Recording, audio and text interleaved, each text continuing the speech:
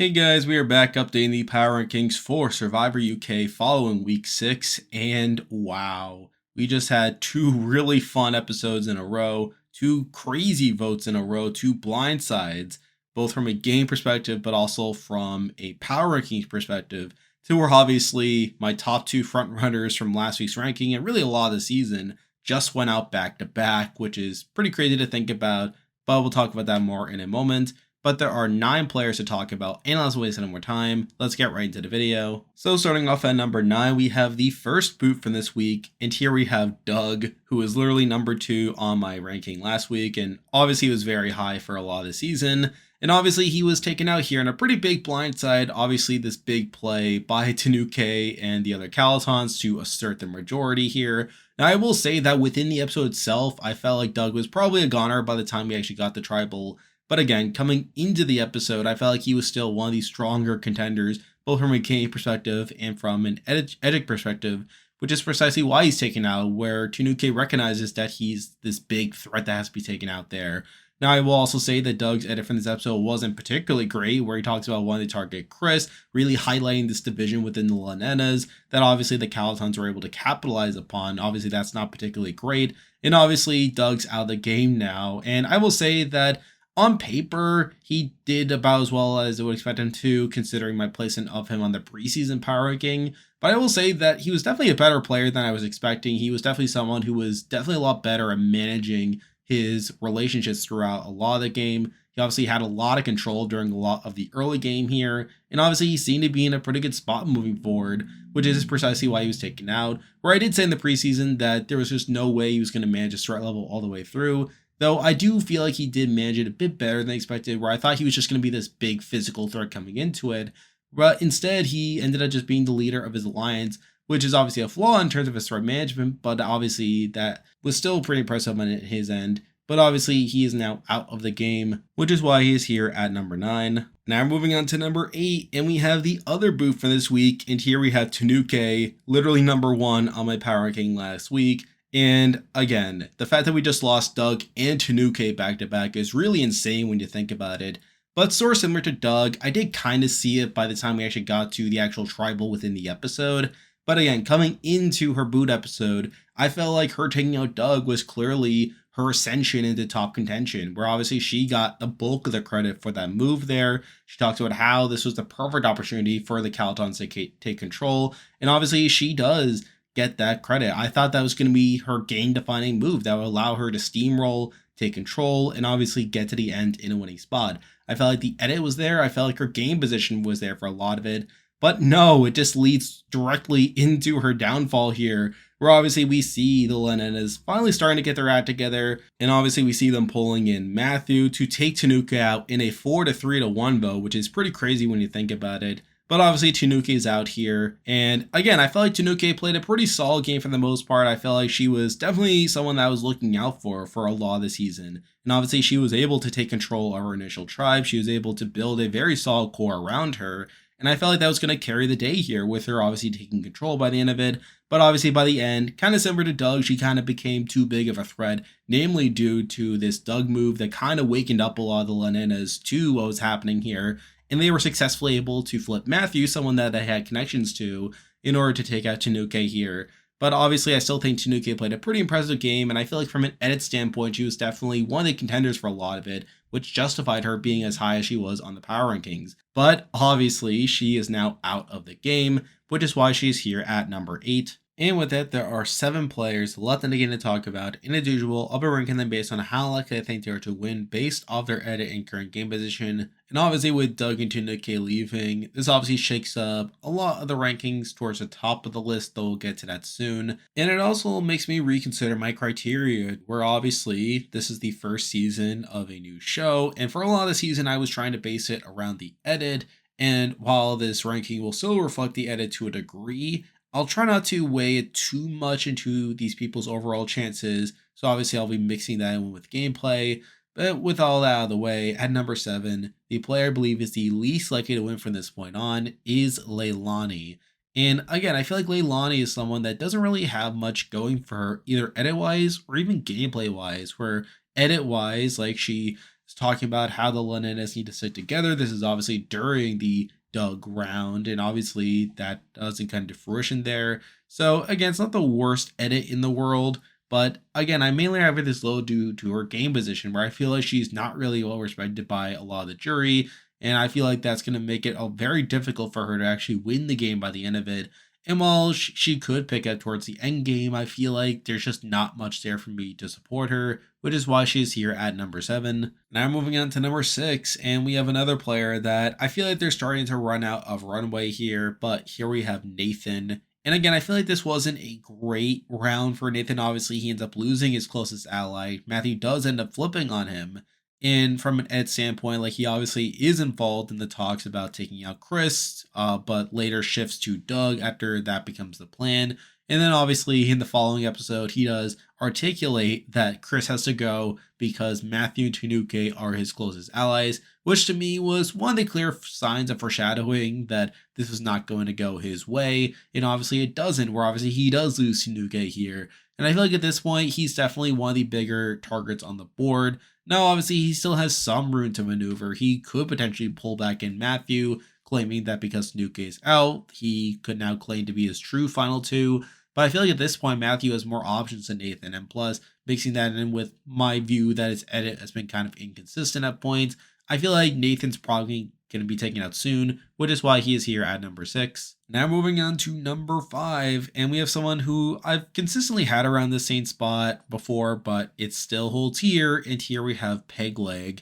Now again, I feel like Pegleg is someone who doesn't have the worst edit in the world either. Like, he does like get consistent content, but at the same time, he was shown being one of the people wanting to target Chris during that first episode. Obviously, he is one of the people to vote out Christopher, though was unsuccessful in doing so, loses Doug, who is one of his closest allies there. And then in the next episode, he talks about how things are going to get worse, which leads right into him tricking Nathan and Tanuk and thinking that he's still with them, only for him to actually be against them. And obviously, he is part of this flip that ends up happening here, does turn around his fortunes to a degree.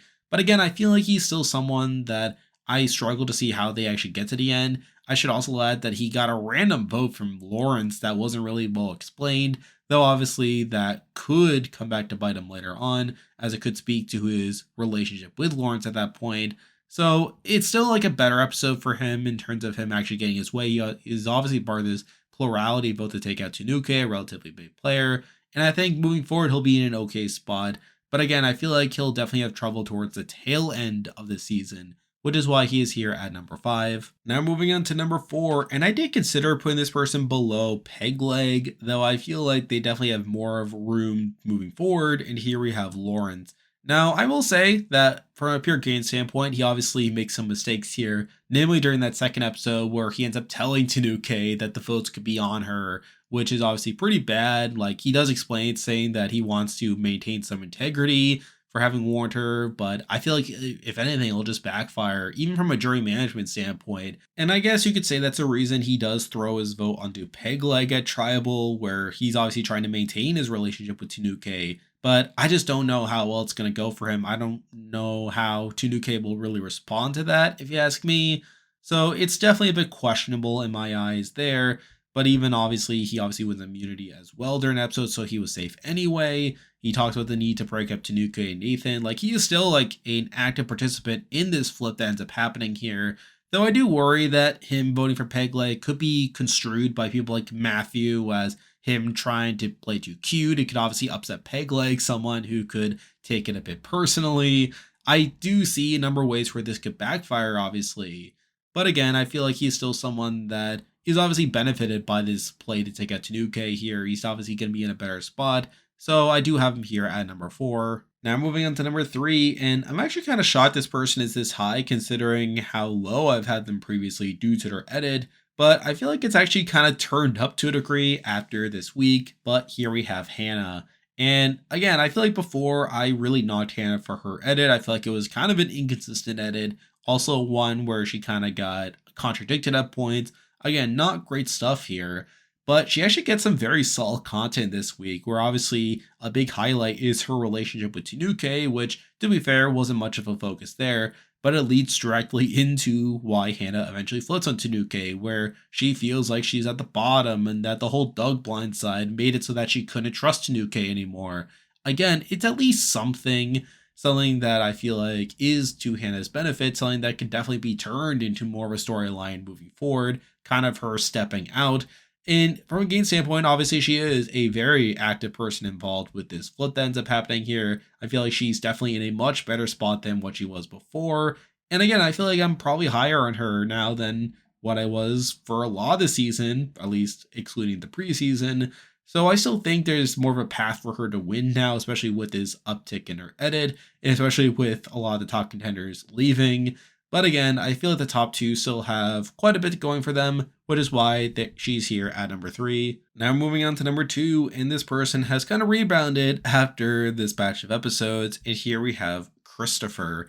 And obviously Chris had a very wonky week here, where obviously he was one of the main targets coming into the first tribal, where obviously he was on the bottom after losing his closest ally. He gets a ton of content about it too, talking about how he's being left out of the plans and how he's trying to scrape his way off the bottom, trying to get the Lanenas to work together, only for that to not really work.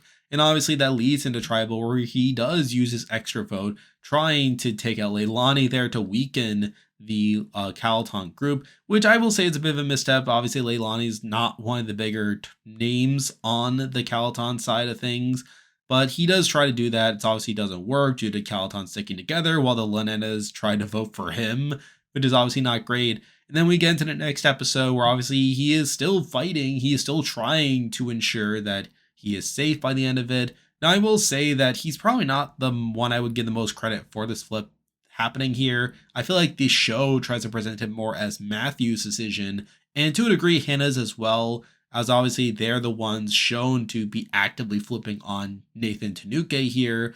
But he still gets some content talking about how like Lawrence and Matthew are at the bottom and that they should be considering flipping here, and obviously that leads in them eventually doing so. So I feel like that's at least something to Christopher's credit, and I feel like at this point he's definitely in a better spot now. Obviously he has like people that he could potentially work with now that the power structure has been dismantled, though obviously we'll have to see, considering I kind of said the same thing when Doug was voted out with Tanuke. But obviously for now, I think this was still a solid batch of episodes for Christopher, which is why he is here at number 2. And now at number 1, the person I believe is the most likely to win Survivor UK right now is Matthew.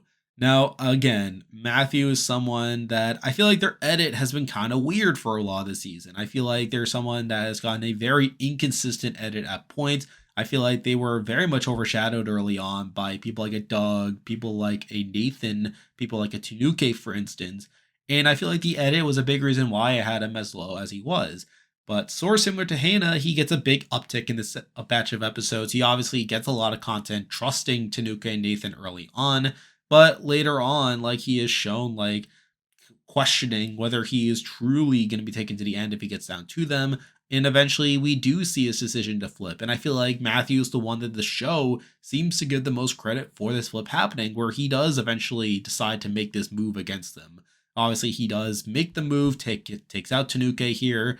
And I feel like at this point, Matthew is in a very solid spot where even at the time, like he had like plenty of connections with the original Lanenas. And I feel like that'll definitely be something that'll play to his favor. That's probably a big reason why he felt comfortable making this flip, as he could still work with a lot of the Lanenas there. He still has Lawrence, obviously one of his closer allies, someone that could potentially work with him moving forward.